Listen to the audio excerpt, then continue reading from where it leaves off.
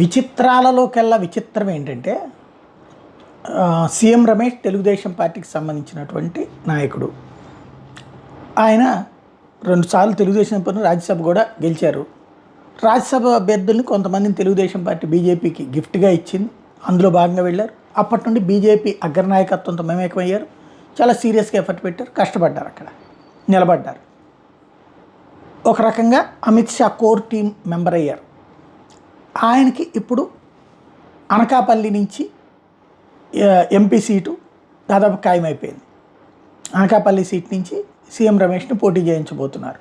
అనకాపల్లి సీటే అక్కడ ఆయన కోరుకుంది. అంటే విశాఖ కానీ అనకాపల్లి కానీ అనకాపల్లి ఇచ్చారు.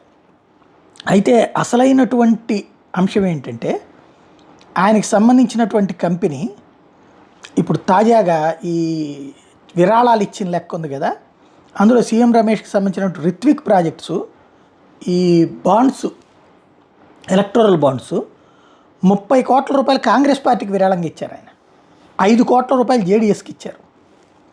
5 కోట్ల రూపాయలు జేడీఎస్కి, 30 కోట్ల రూపాయలు కాంగ్రెస్ పార్టీకి. వీళ్ళిద్దరు ఎవరు? అది కూడా మొన్నటి ఎలక్షన్స్ ముందు ఏది మొన్న కర్ణాటక ఎలక్షన్స్కి ముందు ఎక్కడున్నారు?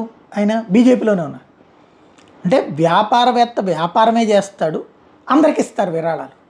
దానికి సాక్ష్యం అది. నేను ఇంతకుముందు కూడా చెప్పాను కదా, విరాళాలు ఇవ్వడం ఏం బూతు కాదు.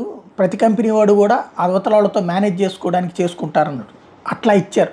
దాన్ని తప్పట్టాల్సిన పని ఏం లేదు.